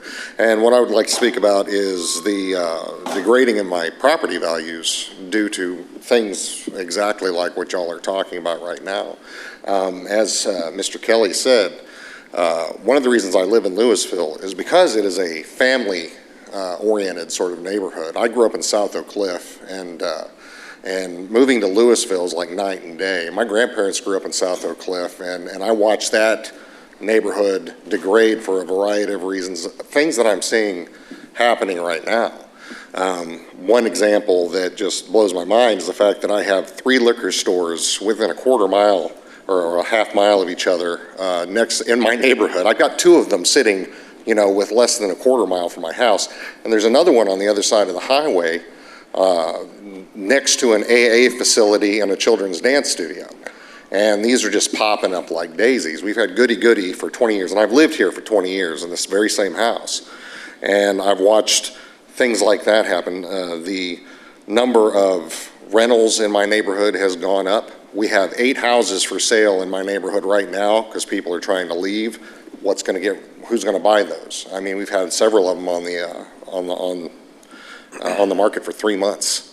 So in 20 years, I've watched a really nice little tight family community become very loud.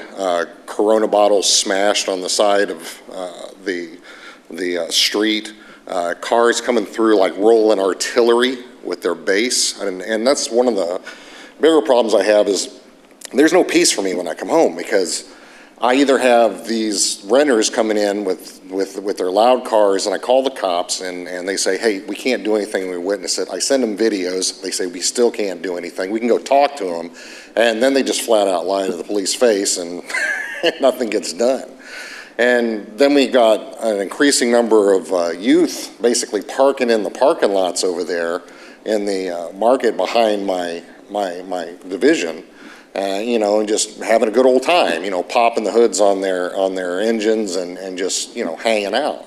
And this is a broken window theory thing in action. I mean, the less these things get taken care of, the more people are going to move out, the more renters you're going to get in this area. And I saw on that map that there were a few more popping up in my neighborhood as well.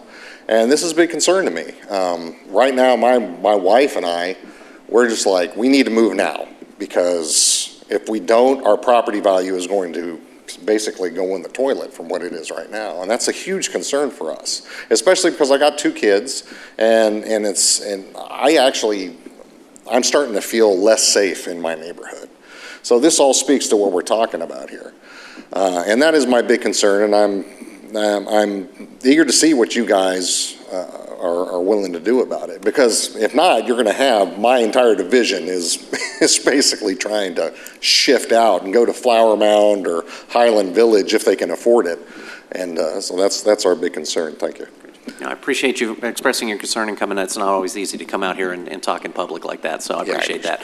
I think our police department typically will follow up with you on those kinds of concerns, and we'll see what we can do with additional enforcement. Okay, and as you know, like I said, I didn't even realize y'all were talking about that when I came here this morning. So. Sure. Yeah. So yeah, I mean, it's definitely something that comes to this council regularly that we have to constantly work towards. So I appreciate the input and the concern. It's absolutely well noted. All right. Thank you.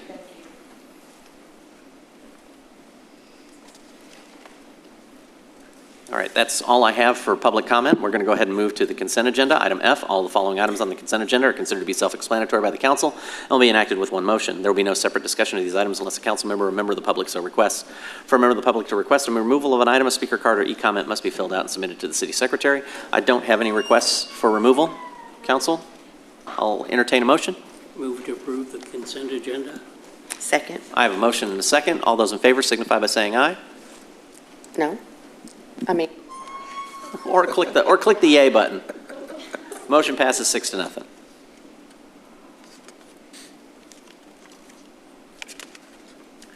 right, item G8, consideration of an alternative standard associated with exterior lighting for Vistara Sports outdoor courts on an approximately 1.1 acre tract out of the H.H. Smith Survey, abstract number 1576, located on the south side of West Vista Ridge Mall Drive, approximately 200 feet west of Highview Lane, zone light industrial district, as requested by Sarurab, my apologies, Shaw, PE of AARI Engineering LLC on behalf of Feathers Smash LLC, the property owner.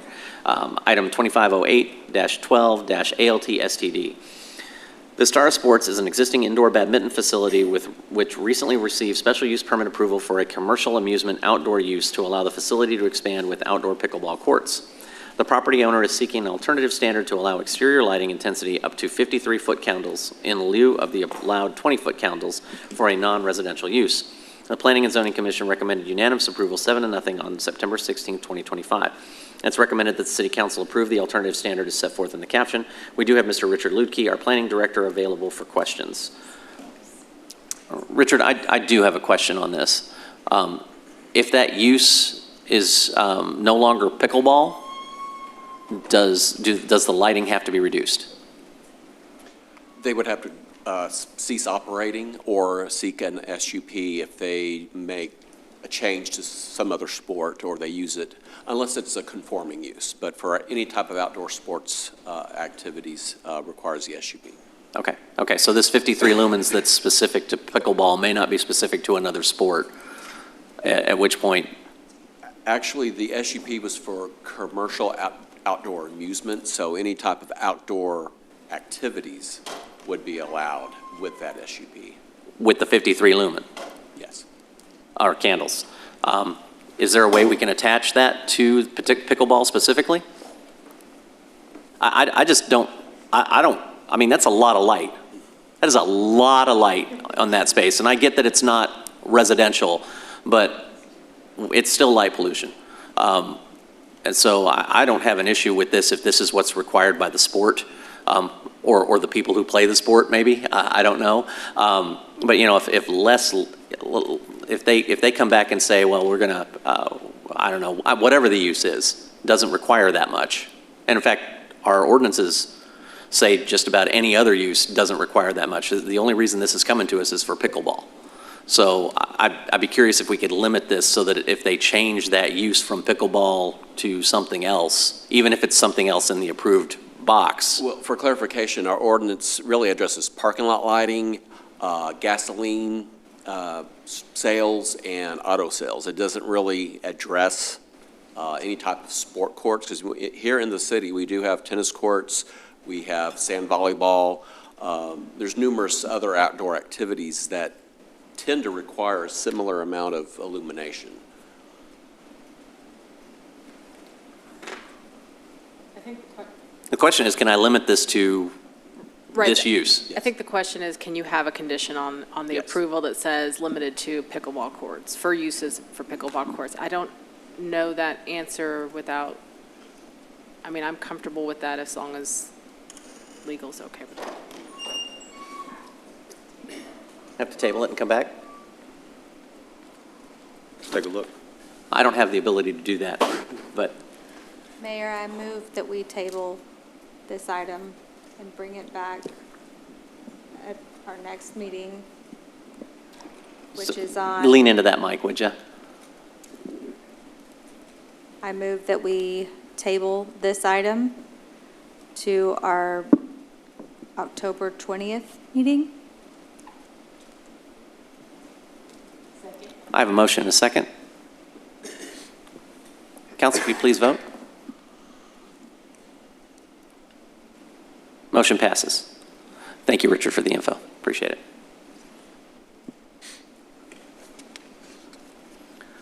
Item 9, consider an ordinance of the Lewisville City Council amending the Lewisville City Code by amending Division 4, the short-term rental units. Oh, I got to skip this item because we already did it. I knew it was going to catch me. Item 10, consideration of a resolution nominating candidates to the Denton Central Appraisal District Board of Directors. The Denton Central Appraisal District has requested its taxing entities nominate up to 2 individuals to be considered to serve on the DCAD Board of Directors. Open positions on the DCAD Board are place 4 and place 7. Nominating resolutions are to be approved by council prior to October 15th. After all entities have made their nominations, ballots will be delivered and votes will be cast. The appraisal district will count the votes and declare the 2 candidates who receive the largest cumulative vote totals to begin serving a new term beginning January 1, 2026. Board members will serve a 4-year term ending December 31st, 2029. Under consideration for nomination are Ann Pomacall and Mike Hanifer. Both have indicated they are interested in being considered for nomination. Both currently also serve on that board and have represented Lewisville well. It is recommended that the City Council approve the resolution as set forth in the caption above and nominate candidates to the Denton Central Appraisal District Board of Directors. There's no further discussion or comments. I'll entertain a motion.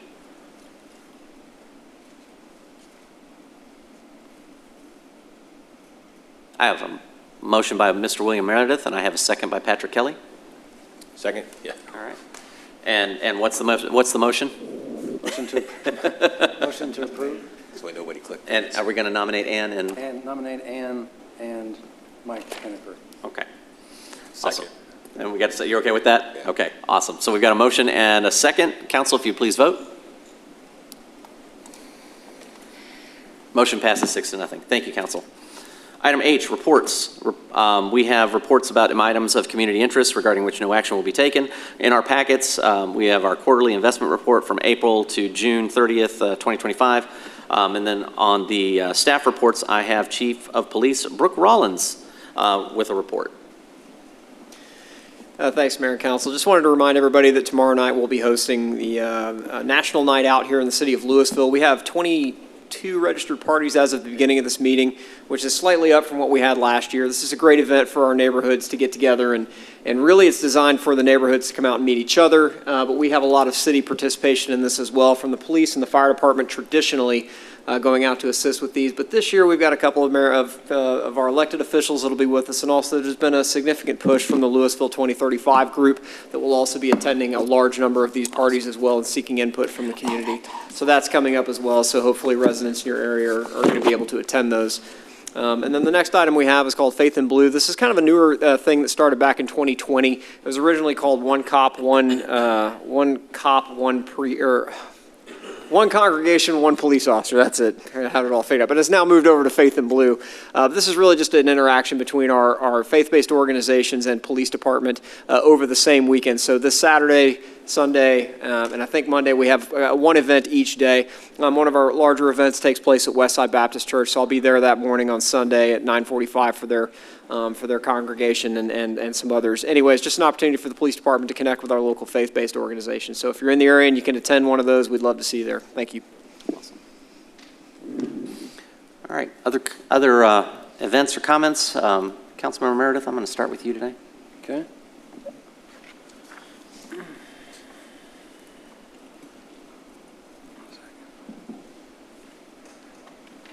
Got one library activity for the week. Florography herbariums for adults and teens, Tuesday, October 7th, 5:30 to 7:30, corner classroom, no registration is required, and that's all I've got. Thank you, sir. Councilmember Troyer? Yes, sir. I have a number of items for the Lewisville Grand Theater. First of all, in terms of performances, we have Après Deux, Darkness Undone, presented by the Ballet Papillon, October 10th and 11th. And then the Black Box Songwriter Series, Bob Livingston, presented by the City of Lewisville on October 10th. And this one I'm going to probably mangle the pronunciation, but I'm going to try.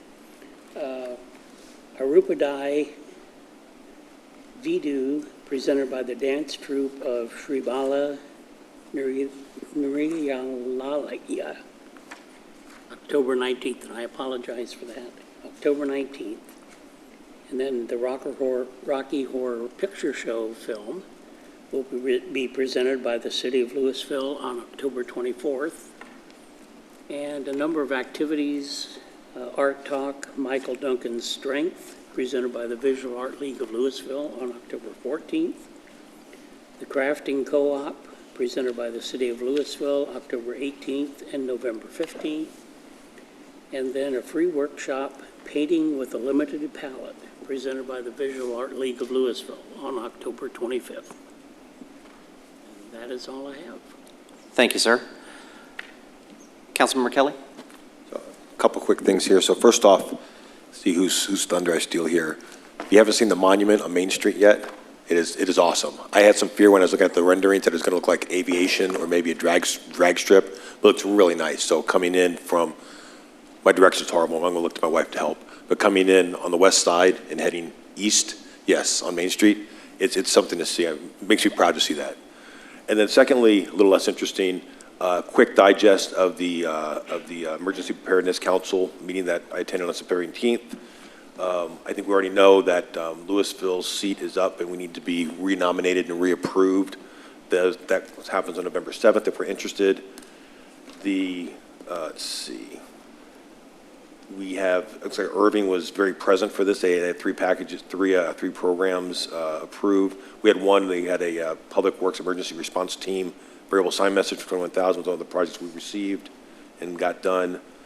The big beautiful bill, 4 points came up, so $500 million for unmanned aircraft system threat detection, $625 million for FIFA World Cup security, $1 billion for 2028 Olympics, and $450 million for Operation Stone Garden, border security basically. Let's see. The priorities as set forth nationally were soft targets in crowded places, cybersecurity, which continues to be an issue, Homeland Security Task Force, election security, that's a 3% set aside, and then what they're calling the border crisis response, that's 10% set aside. Then, let's see, grant. So if we have any grants we're interested in pursuing, October 10th is the deadline for that. And let's see, several bills that went through mostly around to try to help prevent what happened with the campsite and the flooding that happened out there. So 3 bills that passed around that particular item. There is a full-scale exercise going on October 27th through 29th, so if anybody sees that, don't panic, it's planned. The scenario is a complex coordinated terrorist attack across multiple jurisdictions. Hospitals are participating. Six Flags is going to be included in that. TCC Northwest, Plano Fire Training, Frisco Riders Field is big. So it's a big exercise to see how we handle a large-scale terrorist attack in the area. And then finally, that's it. I'll just close there. Thank you, sir. Councilmember Green? I just wanted to quickly mention the Adopt-A-Ween adoption special, oh my gosh, I can't even speak, that our animal shelter is running now through the end of October, free adoptions for all dogs over 20 pounds, which is normally a $90 adoption fee, so it's a really great deal. And it's a really great way for us to find homes for these loving animals. That's all. Councilmember Tipton? I don't have anything. Councilmember Cade? Yes, I'd just like to say good job, staff, on Western Days. Looking forward to tomorrow night. And she stole my adoption thing, so I will share. And I would just like to reiterate that those of you that are out there, just make note of the exercise. I've got a feeling that our dispatch is going to be full of calls, regardless of how many times we say that. So just know it's an exercise. City Manager? Yes, I also wanted to thank staff. I thought Western Days was a great event this year. Great teamwork to get it done. Second, I'm loving seeing people walking in Old Town, and I just want to say how excited I am. Economic development planning, like we are building something, and it's starting to show years and years in the making. So I'm super excited about that. But I also want to highlight one person, and that's Melissa Canclini, who's sitting at the end of the dais right here. She is our city manager's office administrator, and one of her many tasks that she gets is to apply for various grants related to sustainability and designations and making sure that we are meeting best practices from a sustainability standpoint. And I want to recognize that today we found out that we are the second city in the state of Texas that the U.S. Department of Energy has declared is receiving a Charging Smart Bronze designation. That's for EV infrastructure and best practices, and that really took Melissa guiding all of our team members, various departments, through getting our policies and practices in line to make sure we have streamlined our processes for EV charging. So congratulations to Melissa.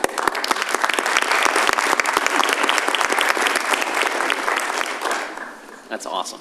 Thank you. Mayor, I'm sorry, can I ask for grace real quick? Because I forgot a very important event. You absolutely can add. So we have the Battle of the Badges coming up on the 18th. That's not this Sunday, but this next Sunday, I think, something like that. Saturday? Yes, thank you. Thank you so much. Don't come out on Sunday, nobody be out there. There is a new contest this year. It is a Mighty Mustache Contest, so it's open to anybody in the city. I suspect fire is going to be very well represented in that event, but please make it out. It's always fun. And enter if you got a magnificent mustache. Thank you, Mayor. Awesome. Thank you. I did have one item I wanted to add to the calendar for folks. The Saturday, October 25th, 7 a.m. to 12 p.m., the City of Louisville will be hosting our For the Love of Louisville event. So any individuals, religious organizations, nonprofits, civic organizations, businesses, or community organizations that choose to join us, you'll help complete minor exterior house or yard projects that day. It's a really fulfilling time to be able to help your neighbors, and I really appreciate the city stepping up to coordinate this. Every year it gets bigger and bigger. But if you're looking at your calendar on October 25th and going, man, I got nothing to do that morning, we need you. So go to the city website, 7 a.m. Go to the city website, look up Love of Lewisville, and you can register right there to participate. So with that, we have nothing further, no other actionable items on tonight's agenda, so we stand adjourned. 8:30.